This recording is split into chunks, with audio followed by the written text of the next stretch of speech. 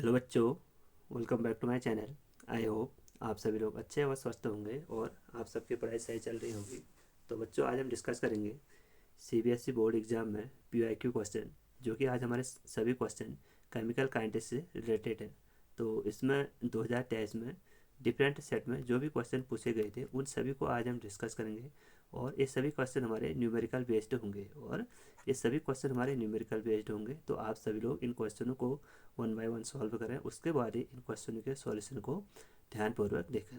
तो मैं आपको बताना चाहूँगा कि आप एनसीईआरटी के एक्सरसाइज और इंटेक्स्ट वाले क्वेश्चन को बार बार रिवाइज करें, क्योंकि इसमें से जो आप क्वेश्चन देखोगे वो मोस्टली एनसीईआरटी के एक्सरसाइज और इंटेक्स्ट क्वेश्चन से डायरेक्टली पूछे गए हैं। और साथ ही साथ जो हमारे एनसीईआरटी में एक्सरसाइज के क्वेश्चन होते हैं उन सभी को भी आप सॉल्व करें। तो उससे क्या होगा, आपको एक तो आइडिया फॉर्मुलेट हो जाता है कि एग्जाम में किस टाइप के क्वेश्चन बनते हैं, और साथ ही साथ आपको उन क्वेश्चनों को सॉल्व करके बहुत ही हेल्प मिलती है। तो आइए डिस्कस करते हैं आज के फर्स्ट क्वेश्चन से। तो आइए आप सभी लोग क्वेश्चन को ध्यानपूर्वक देखें। तो यहाँ पे फर्स्ट क्वेश्चन है हमारा। यहाँ पे हमको एक रिएक्शन दिया है, यहाँ पे हमको उसका ऑर्डर ऑफ रिएक्शन लिखना है। यहाँ पे हमको ऑर्डर ऑफ रिएक्शन निकालना है। तो the following experimental data were obtained for a reaction carried out at 25 degree Celsius. यहाँ पे हमको एक रिएक्शन दी है, A plus B is equal to C plus D. ठीक है, तो यहाँ पे हमको अलग अलग कंसनट्रेशन दिया है।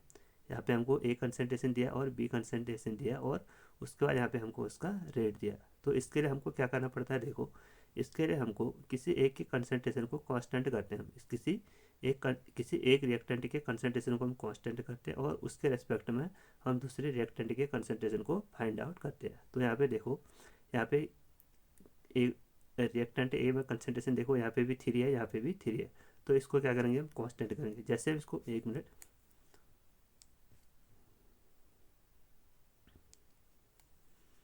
तो जैसे हम इसको कांस्टेंट करेंगे, देखो जैसे हमने इस वैल्यू को कांस्टेंट किया, तो यहाँ पे देखो, यहाँ पे कंसनट्रेशन कितना इंक्रीज हो रहा है, यहाँ पे कंसनट्रेशन 2 × 4, यानी यहाँ पे कंसनट्रेशन कितना इंक्रीज हो रहा है, 2 टाइम इंक्रीज हो रहा है।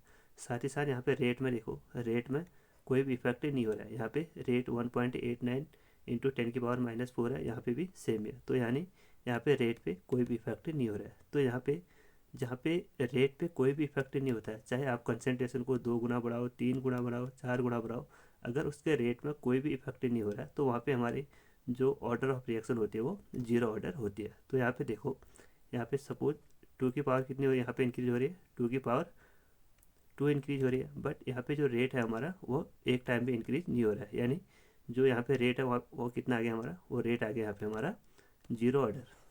इस यहाँ पे रेट, यहाँ पे ऑर्डर कौन सा आ गया हमारा, बी के रेस्पेक्ट में। यहाँ पे हमारा बी के रेस्पेक्ट में जो हमारा ऑर्डर आया वो आया हमारा जीरो ऑर्डर, यानी बी के रेस्पेक्ट में ऑर्डर आ गया हमारा जीरो।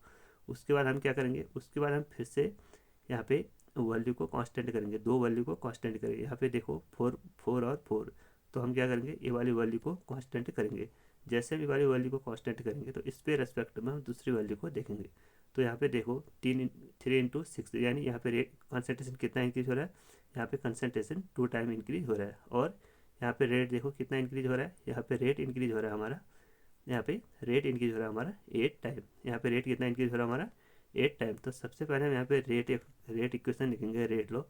तो रेट इज इक्वल टू के, सपोज ए की पावर है हमारा एक्स और बी की पावर है यहाँ पे हमारा वाई। तो वाई के रेस्पेक्ट में क्या रेट आई थी हमारी, वाई के रेस्पेक्ट में यहाँ पे रेट आई थी हमारी, वाई के रेस्पेक्ट में यहाँ पे रेट थी हमारी जीरो। अब हमको यहाँ पे एक्सी के रेस्पेक्ट में निकालना है, एक्सी के रेस्पेक्ट में निकालना है। तो देखो यहाँ पे ए कितना टाइम इंक्रीज हो रहा है, ए कितना टाइम इंक्रीज हो रहा है, यहाँ पे 2 टाइम, यानी 2 की power x is equal to कितना इंक्रीज हो रहा है रेट में कितना इंक्रीज हो रहा है हमारा 8। तो जब हम इसको सॉल्व करेंगे तो 2 की power x is equal to 8 को हम जब 2 के रेस्पेक्ट में रखेंगे तो 2 की पावर 3, 2 × 2 × 2 2 × 4 4 × 8, तो ये कितना हो गया हमारा 8। तो यहाँ पे देखो, अब हम क्या करेंगे, एक्स और एक्स की वैल्यू को सेम करेंगे। तो यहाँ पे देखो 2 की पावर एक्स यानी 2 की पावर 3, तो यहाँ पे एक्स की वैल्यू क्या है हमारी, यहाँ पे एक्स की वैल्यू आ गई हमारी 3। तो यहाँ पे ऑर्डर क्या आ गया हमारा एक्स के रेस्पेक्ट में, एक्स के रेस्पेक्ट में यहाँ पे ऑर्डर आ गया हमारा, एक मिनट,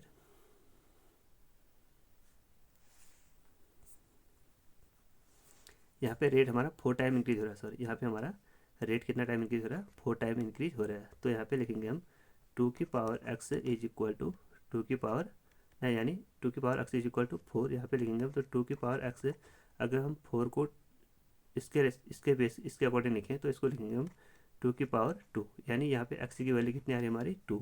तो x के रेस्पेक्ट में हमारी यानी x यानी a के रेस्पेक्ट में हमारी ऑर्डर क्या हमारी सेकंड, और b के रेस्पेक्ट में ऑर्डर क्या हमारी 0। तो कौन सा ऑप्शन हो गया, ऑप्शन नंबर सी इसका राइट आंसर हो गया। ठीक है, तो आई होप आप सभी को समझ में आ गया होगा। तो अगला क्वेश्चन देखते हैं।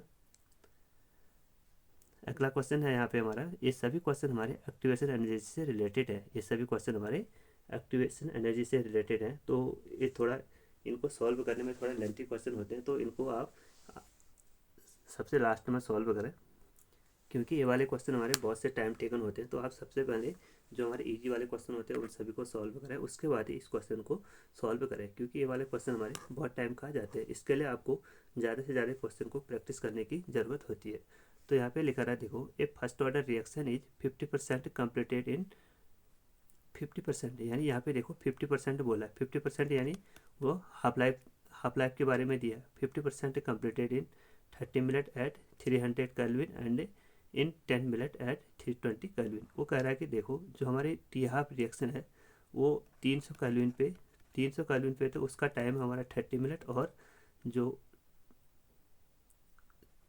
320 केल्विन पे उसका जो टाइम दिया है हमको यहाँ पे 10 मिनट दिया है। उसके बाद यहाँ पे हमको उसके एक्टिवेशन एनर्जी को फाइंड आउट करना है। उसकी एक्टिवेशन एनर्जी को यहाँ पे फाइंड आउट करना है। तो इसके लिए हम क्या करेंगे, देखो, इसके लिए हम सबसे पहले यहाँ पे निकालेंगे, इसके लिए हम सबसे पहले फाइंड आउट करेंगे यहाँ पे रेट कांस्टेंट किसके रेस्पेक्ट में, टी हाफ के रेस्पेक्ट में। तो हम सभी जानते हैं कि जो हमारा टी हाफ होता है फर्स्ट ऑर्डर के लिए वो क्या होता है, T half is equal to 0.693 upon के।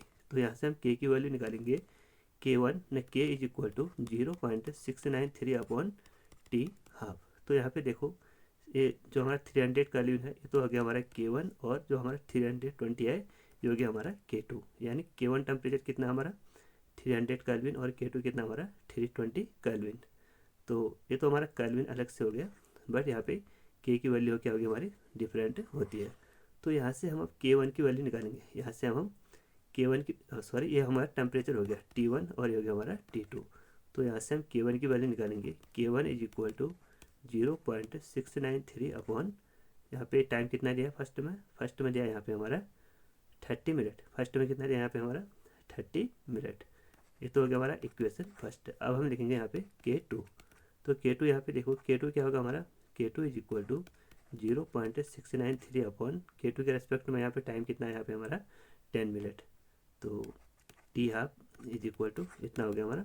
अब क्या करेंगे हम इन दोनों इक्वेशन को डिवाइड करेंगे, यानी equation divide equation second by equation first, यानी इक्वेशन सेकंड को हम इक्वेशन फर्स्ट से डिवाइड करेंगे। तो यहाँ पे आ गया हमारा K2 upon K1 is equal to, जब हम इसको डिवाइड करेंगे तो यहाँ पे वैल्यू क्या आएगी 0.693 अपॉन 10 डिवाइडेड बाई 0.693 अपॉन 30। तो यहाँ से हमारा ये वाली वैल्यू कट गई, तो यहाँ से वैल्यू आ गई हमारी K2 upon K1 is equal to 30 upon 10। तो यानी यहाँ से K2 अपॉन K1 की वैल्यू कितनी आ गई हमारी 3। तो यहाँ पे देखो K2 अपॉन K1 की वैल्यू कितनी आ गई हमारी 3 आ गई। अब हम क्या करेंगे इसमें, अब हम करेंगे यहाँ से हमको क्या पता चल गया, यहाँ से हमको पता चल गया K2 अपॉन K1 की वैल्यू कितनी आ गई हमारी 3। अब हम यहाँ पे लिखाएंगे RNS इक्वेशन, वो लॉग वाले इक्वेशन। वो कौन सी होती है हमारी, वो होती है हमारी log K2 upon K1 is equal to EA upon 2.303 R 1 upon T1 minus 1 upon T2। तो यहाँ पे देखो K2 अपॉन K1 की वैल्यू क्या है यहाँ पे 3। तो log 3 is equal to EA, यहाँ पे हमको एक्टिवेशन एनर्जी फाइंड आउट करना है, और 2.03 into R 1 upon T1। First में हमने देखा तो T1 की टेम्परेचर की वैल्यू कितनी थी फर्स्ट में 300, और सेकंड में T2 की वैल्यू क्या थी यहाँ पे 320। तो यहाँ पे हम जब इसकी वैल्यू को पुट आउट करेंगे तो ये क्या हमारा 300 माइनस 1 अपॉन 320। तो जब हम इसको सॉल्व करेंगे तो log 3 की वैल्यू क्या होती है, log 3 की वैल्यू होती है हमारी 0.47 is equal to EA upon 2.303 into R 1 upon, जब हम इसको एलसीएम लेंगे तो ये हो गया हमारा 320 माइनस 300 एंड 300 इंटू 320। तो यहाँ पे देखो, यहाँ से क्या आ गया हमारा एक्टिवेशन एनर्जी की वैल्यू आ जाएगी। तो EA, तो यहाँ पे R की वैल्यू क्या होती है, रेट कांस्टेंट की वैल्यू ना, कॉन्स्ट यहाँ पे R की वैल्यू क्या होती है, वोल्ट मास कांस्टेंट की वैल्यू, इसकी वैल्यू होती है हमारी 8.314 जूल पर केल्विन पर मोल। ठीक, तो यहाँ से हम इसकी वैल्यू रखेंगे। तो EA is equal to 0.47 is equal to, ये हो गया हमारा 2.3, इसको हम शॉर्ट में लेंगे 2.3, और R की वैल्यू क्या है यहाँ पे, R की वैल्यू यहाँ पे हमारा 8 इंटू 3 डिवाइडेड बाई ना, उसके बाद ई वैल्यू ऊपर जाएगी, तो ये क्या हमारा 300 इंटू 320। तो और जब इसके न्यूमिनेटर में, डिनोमिनेटर में क्या आएगा, 320 माइनस 300, तो कितना हो गया यहाँ पे 20। तो यहाँ इसको हम डिवाइड करेंगे, 20 से डिवाइड करेंगे। ठीक है, तो जब हम इसको सॉल्व करेंगे तो यहाँ से हमारी एक्टिवेशन एनर्जी की वैल्यू क्या आएगी, यहाँ से हमारी एक्टिवेशन एनर्जी की वैल्यू आएगी 43067 इंटू 404।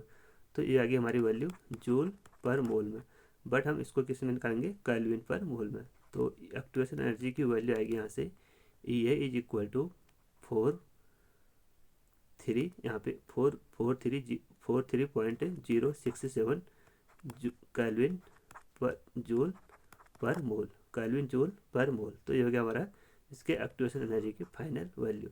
तो यहाँ पे जो वैल्यू होती है हमारे, वो अप्रॉक्सीमेट आती है, यानी वैल्यू थोड़ा ऊपर नीचे हो सकती है। तो आपको क्या करें, इसी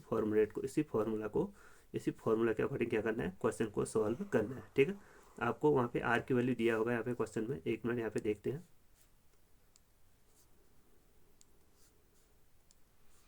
तो यहाँ पे देखो R की वैल्यू दी है 8.314 जूल पर केल्विन पर मोल। तो log 2 की भी वैल्यू दी है यहाँ पे, log 2 की वैल्यू क्या होती है 0.3010, और log 3 की वैल्यू क्या होती है 0.4771, और log 4 की वैल्यू क्या होती है 0.6021। ठीक है, तो ये log की वैल्यू आपको क्वेश्चन में दिया होता है। तो ये था हमारा क्वेश्चन। तो अब अगला क्वेश्चन देखते हैं।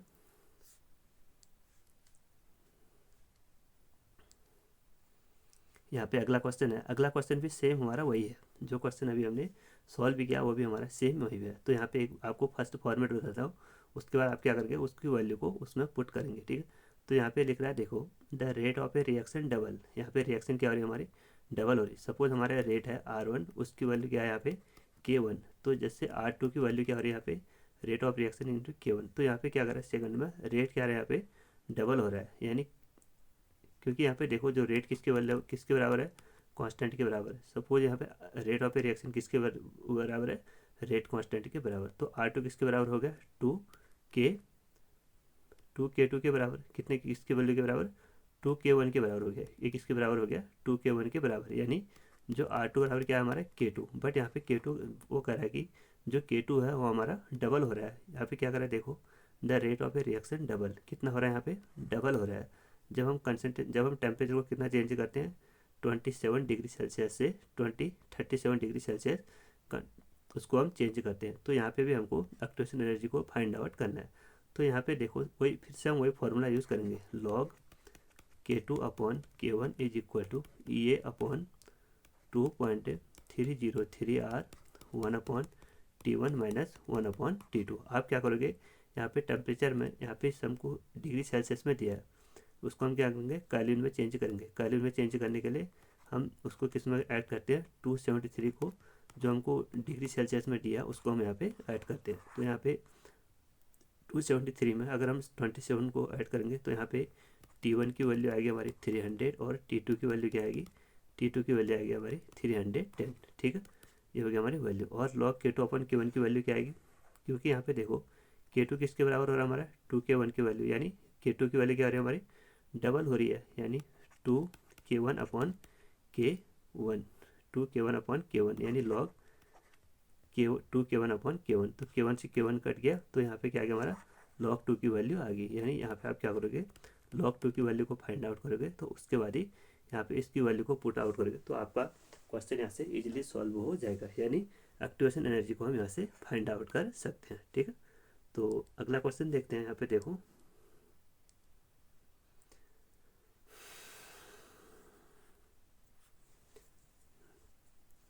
अगला क्वेश्चन है यहाँ पे 30 वाला। The following data were obtained during the first order thermal decomposition of C2H5Cl at constant volume. यहाँ पे हमको देखो टेम्परेचर यूनिट एटमॉस्फेयर में दिया, यानी एटमॉस्फेयर में दिया, एटम में दिया। तो यहाँ पे हम फर्स्ट ऑर्डर की जो गैसियस इक्वेशन होती है उसको हम अप्लाई करेंगे। तो वो इक्वेशन क्या होती है? वो इक्वेशन होती है हमारी K is equal to 2.303/T log PI यानी initial pressure minus upon 2PI minus PT। यहाँ पे PT क्या होता है? हमारा फाइनल प्रेशर, यानी pressure at time T, pressure at time T। तो PI हो गया ये तो हमारा इनिशियल प्रेशर, और PT हो गया हमारा फाइनल प्रेशर। तो इसकी वैल्यू तो इस फॉर्मूले में हमको वैल्यू को पुट करना है। तो यहाँ से हमको इसका रेट कांस्टेंट इजीली मिल जाएगा। ठीक है, यहाँ पे हमको रेट कांस्टेंट को ही फाइंड आउट करना है। तो यहाँ पे देखो, यहाँ पे टेम्परेचर नेट, यहाँ पे टाइम क्या हमारा 100, और इनिशियल प्रेशर क्या है यहाँ पे 0.4, और फाइनल प्रेशर क्या है यहाँ पे 0.6। आपको क्या करना है? इस वैल्यू को सीधे इस फॉर्मूले में पुट करना है और आपका आंसर इजीली आ जाएगा। तो यहाँ पे हो गया K equal to 2.303 upon time कितना है यहाँ पे हमारा 100 इंटू लॉग इनिशियल प्रेशर क्या है यहाँ पे 0.4 upon 2 into 0.4 minus final pressure क्या है 0.6। जब हम इसको सॉल्व करेंगे तो K is equal to 2.303 upon 100 into log 0.4 upon, जब हम इसको सॉल्व करेंगे तो 0.8 माइनस 0.6 है। तो इसको जब हम घटाएंगे तो यहाँ पे क्या वैल्यू आएगी? यहाँ पे वैल्यू आएगी हमारी 0.2। तो इसको इससे कट करेंगे तो यहाँ पे कितनी आ जाएगी हमारी 2 वैल्यू। तो जब हम इसको सॉल्व करेंगे तो वैल्यू आएगी हमारी K is equal to 2.30 upon 3 K is equal to 2.303 upon 100 into log 2। तो लॉग 2 की वैल्यू क्या है यहाँ पे? देखो लॉग 2 की वैल्यू यहाँ पे हमारे 0.3010। तो जब हम इसकी वैल्यू को यहाँ पे पुट करेंगे तो 2.303 अपॉन 100 लॉग 2 की वैल्यू क्या है यहाँ पे 0.3010। तो जब हम इसको सॉल्व करेंगे तो इसकी वैल्यू क्या आएगी? जब हम इसको सॉल्व करेंगे तो इसकी वैल्यू आएगी हमारे यहाँ पे 0.0069 पर सेकंड। इसकी वैल्यू क्या आएगी हमारी 0.069 पर सेकंड। तो ये हो गया हमारा इसका फाइनल आंसर। तो आपको क्या करना है? यहाँ पे गैसियस इक्वेशन को यहाँ पे अप्लाई करना है, तब आपका यहाँ पे फाइनल आंसर आ जाएगा। ठीक है, तो यहाँ पे आपको यूनिट को देखना है। अगर यहाँ पे यूनिट दिया होता था कंसंट्रेशन, अगर यहाँ पे यूनिट दिया होता मोल पर लीटर, तो वहाँ पे हम कंसंट्रेशन वाले फॉर्मूले का लगाते। बट यहाँ पे हमारा यूनिट एटमॉस्फेयर में दिया, यानी एटीएम में दिया, तो वहाँ पे हम गैसेस इक्वेशन को अप्लाई करते हैं। गैसेस इक्वेशन क्या है? K is equal to 2.303 upon T log PI जो कि हमारा इनिशियल प्रेशर है upon 2PI minus PT। PT क्या है यहाँ पे? Final pressure. तो उसके बाद अगला क्वेश्चन देखते हैं।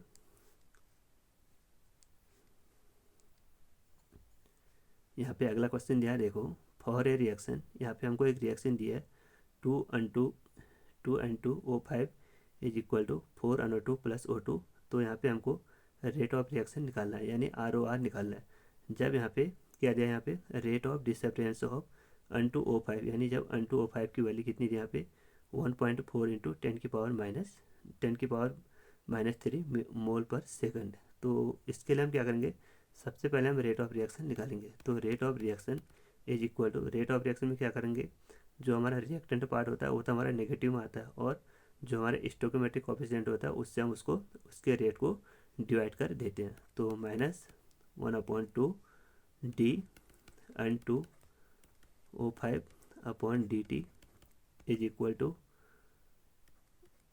जो हमारा रिएक्टेंट है वो तो हमारा नेगेटिव में आता है, क्योंकि वहाँ पे जो कंसंट्रेशन होता है हमारा डिक्रीज होता है, और जो प्रोडक्ट होता है उसकी वैल्यू को हम वहाँ पे पॉजिटिव लेते हैं। क्यों? क्योंकि वहाँ पे हमारा जो कंसंट्रेशन होता है वो इंक्रीज होता है। तो यहाँ पे देखो स्टोइकोमेट्रिक कोएफिशिएंट क्या है यहाँ पे 4, तो उससे हम तो रेट ऑफ रिएक्शन को 4 से डिवाइड करेंगे तो dNO2 अपॉन dt। ठीक है, और जो हमारा O2 के लिए क्या लिखेंगे हम? O2 के लिए लिखेंगे हम +1/n। यहाँ पे स्टोइकोमेट्रिक कोएफिशिएंट 1 है, तो dO2 अपॉन dt। तो यहाँ पे हमको रेट ऑफ रिएक्शन निकालना है, बट यहाँ पे वैल्यू क्या दी है? किसके रेस्पेक्ट में, बट यहाँ पे हमको ओनली वैल्यू दिया है यहाँ पे, ओनली यहाँ पे किसकी वैल्यू दिया है यहाँ पे हमको, ओनली यहाँ पे D N two O five upon d T की वैल्यू दी है। तो हम क्या करेंगे, दोनों इक्वेशन को इक्वेट करेंगे। तो यहाँ पे रेट ऑफ रिएक्शन आएगा हमारा, rate of reaction is equal to minus 1/2 d N two O five upon d t. तो यहाँ से वैल्यू आएगी हमारी, यहाँ से वैल्यू क्या आएगी हमारी 1/2।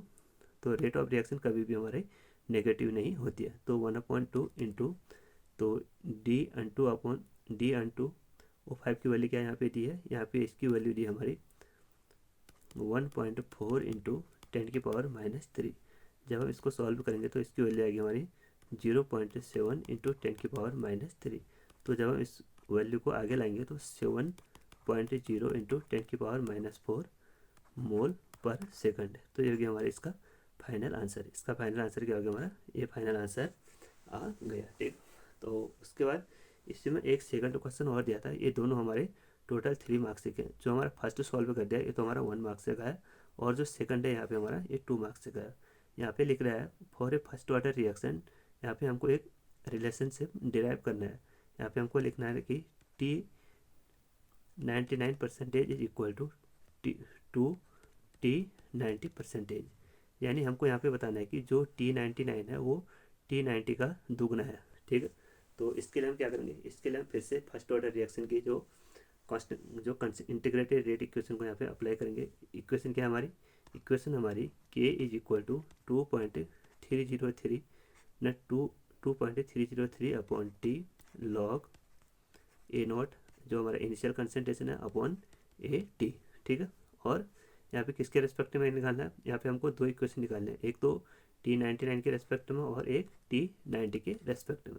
तो यहाँ पे हमारे 2 इक्वेशन बनेंगी। सबसे फर्स्ट इक्वेशन है यहाँ पे देखो, जब हम टाइम निकालेंगे किसके रेस्पेक्ट में, T99 के परसेंट में। तो यहाँ पे देखो सबसे पहले यहाँ पे आपको समझना पड़ेगा कि T99 का मतलब क्या है। तो सपोज हमारा इनिशियल कंसंट्रेशन कितना है हमारा 100, तो फाइनल कंसंट्रेशन कितना हो गया हमारा 80। तो 100 माइनस 99 अपॉन कितना 100 अपॉन कितने में गया 100 में से, तो यहाँ से 100 से 100 कर गया तो ओनली कितना बचा हमारा 1%। तो और सेम वैसे ही अगर हमारा 90% का मतलब क्या हुआ, 90% का मतलब ये होगा कि सपोज यहाँ पे हमारा इनिशियल कंसंट्रेशन 100 है, तो फाइनल कितना आएगा, फाइनल क्या आएगा हमारा 100 में से 90 को हम माइनस करेंगे तो कितना आएगा 10% यहाँ पे हमारा फाइनल आ गया। यानी जो 90% है उतना तो हमारा डिकम्पोज हो गया, तो बचा कितना ओनली 10%। सेम वैसे ही यहाँ पे हमारा अगर 99% डिकम्पोज हो गया था, बचा कितना 1%। ठीक है, तो यहाँ पे हमारे ए नॉट की वैल्यू तो दोनों में हमारी 100 आती है, और जो हमारा 80 है यहाँ पे अगर 99 के केस में इसकी वैल्यू 1 आएगी, और जो हमारे 90 है उसके रिस्पेक्ट में जो हमारे A1 है ए नॉट है उसकी वैल्यू 100 आती है, और जो 80 है हमारी उसकी वैल्यू कितनी आ गई हमारी 10। तो यहाँ पे हम जब रिएक्शन लिखेंगे तो 2.303 upon K log initial pressure क्या था, इनिशियल कंसंट्रेशन क्या हमारा 100 अपॉन, तो अगर 99 के रेस्पेक्ट में अगर 99% डिकम्पोज हो गया था बचा कितना हमारा 1, यानी फाइनल कंसंट्रेशन कितना हो गया हमारा 1। तो यहाँ से हम जब इसको सॉल्व करेंगे तो इसकी वैल्यू आएगी हमारी 2.303 अपॉन के लॉग 100। तो जब हम इसको सॉल्व करेंगे तो 2.303 अपॉन के लॉग, जब हम इसको तो 100 को कैसे लिख सकते हैं हम 10⁻²। तो के तो T99% is equal to 2.303 upon के, जब हम इसको सॉल्व करेंगे तो जो पावर होते हैं वो लॉग के रेस्पेक्ट में आगे आ जाती है इंटू लॉग 10। तो लॉग 10 की वैल्यू कितनी होती है हमारी 1।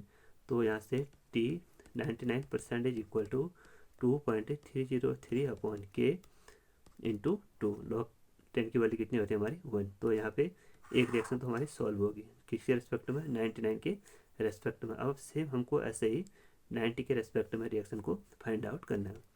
तो T90% is equal to 2.303 upon K log initial pressure कितना हो गया हमारा 100, अगर उसमें से 90% हमारा डिकम्पोज हो गया था बचा कितना फाइनल में हमारा 10%। तो यहाँ से हमारा T90% is equal to 2.303 upon K log, तो यहाँ से 0 से 0 कैंसिल, तो कितना बचा यहाँ पे लॉग 10। लॉग 10 की वैल्यू कितनी होती है हमारी 1। तो T 10% 90% is equal to 2.303 upon K log 10 की वैल्यू कितनी है हमारी 1, तो यहाँ पे हमारे इक्वेशन 2 आ गई। तो यहाँ पे हमारे T90 के रेस्पेक्ट हमारी ये वाली इक्वेशन आ गई, और T90 के रेस्पेक्ट में वाली इक्वेशन, और 1 मिनट,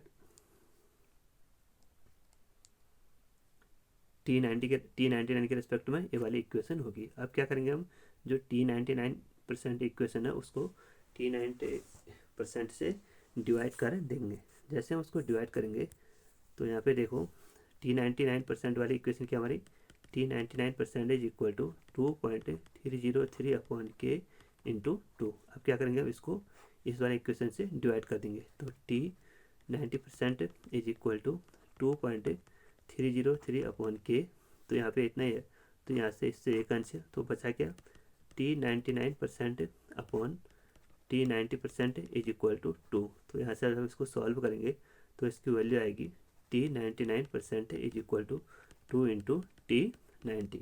तो यहाँ पे देखो, यहाँ पे क्या आ रहा है, जो T99% है वो किसका दुगना आ रहा है, T90 का दुगना आ रहा है। इसको ही हमको क्या करना था, डिराइव करना था। तो ये हो गया हमारा इसका फाइनल आंसर।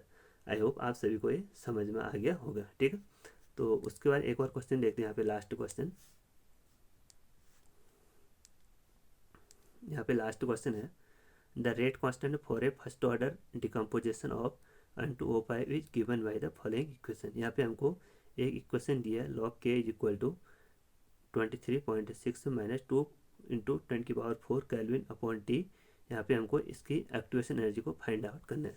तो यहाँ पे हमने अभी तक देखा है कि जो हमारे RNS इक्वेशन है वहाँ से हमारे एक्टिवेशन एनर्जी के क्वेश्चन ज़्यादा बन रहे हैं। तो आपको क्या करना है, इनके क्वेश्चन को ज़्यादा से ज़्यादा सॉल्व करना है, ठीक है। तो यहाँ पे देखो, यहाँ पे हमको कंपैरिजन करना है। ये एक क्वेश्चन हमारे इसी से रिलेटेड हमारे NCERT में भी 2 या 3 क्वेश्चन दिए गए हैं, तो उससे एक बार आप उनको सॉल्व करें, उसके बाद ही इस क्वेश्चन को सॉल्व करें। तो यहाँ पे देखो, तो log k की वैल्यू कितनी दी है, यहाँ पे ये दी है। तो यहाँ पे हमको क्या फाइंड आउट करना है, एक्टिवेशन एनर्जी को फाइंड आउट करना है। तो सबसे पहले हम यहाँ पे लगाएंगे RNS इक्वेशन। RNS इक्वेशन क्या होता है, k इज इक्वल टू ए की power minus A upon RT। जब हम इसका लॉग लेंगे 10 के रेस्पेक्ट में, तो log k is equal to log a minus A upon RT। तो ठीक, तो यहाँ पे देखो, यहाँ पे दोनों ये इक्वेशन क्या हो रही है हमारी, सेम आ रही। log के बराबर इतनी वैल्यू है, यानी log a की वैल्यू ए दी है, और जो हमारी एक्टिवेशन एनर्जी है, एक्टिवेशन एनर्जी और RT की वैल्यू यहाँ पे हमको इतनी दी है। तो हम क्या करेंगे, इतनी वैल्यू को इसके साथ कंपेरिजन करेंगे, इतनी वैल्यू को इसके साथ कंपेयर करेंगे। तो यहाँ से हो गया हमारा minus A upon RT is equal to minus 2 into 10⁴ upon T. तो यहाँ से t से t कैंसिल, तो बचा क्या, यहाँ से पॉजिटिव प्लस से नेगेटिव से नेगेटिव कैंसिल, यानी पॉजिटिव हो गया। तो यहाँ से बचा क्या, A upon R is equal to 2 into 10⁴, 2 into 10⁴ बचा, इतना बचा, ठीक है, इतना बच गया। हाँ, यहाँ पे रिएक्शन में आता है हमारा log k is equal to log a minus A upon 2.303 भी यहाँ पे आता है। तो यहाँ पे क्या आ गया हमारा 2.303। तो अब हम क्या करेंगे, इसको क्रॉस मल्टीप्लाई करेंगे, तो यहाँ से हमारी एक्टिवेशन एनर्जी की वैल्यू आएगी ए इज इक्वल टू 2 इंटू 10⁴ ये वाली वैल्यू इंटू ये वाली वैल्यू भी हमारी, जब हम क्रॉस मल्टीप्लाई करेंगे तो यहाँ पे वैल्यू आएगी 2 इंटू 3.303 इंटू आर की वैल्यू क्या होगी, आर की वैल्यू यहाँ पे हमको क्वेश्चन में दी है 8.314। तो यहाँ पे हम क्या करेंगे, अब यहाँ से हमको activation energy directly find out हो जाएगी। तो ए इज इक्वल टू, जब हम इसको सॉल्व करेंगे, जब हम इस क्वेश्चन को सॉल्व करेंगे तो इसकी वैल्यू आती है हमारी 3.830 इंटू 10⁵ जूल पर मोल। तो यहाँ से हमको क्या है, activation energy easily find out होगी। तो यहाँ पे हमने देखा कि जो हमारे एक्टिवेशन एनर्जी है वहाँ से न्यूमेरिकल ज़्यादा से ज़्यादा हमारे एक्टिवेशन एनर्जी से ही रिलेटेड है, ठीक है। तो आई होप आप सभी को आज का लेक्चर समझ में आ गया होगा। अगर आप इस चैनल पे नए हो तो चैनल को ज़रूर सब्सक्राइब करें और अपने दोस्तों के साथ ज़्यादा से ज़्यादा शेयर करें। Thank you.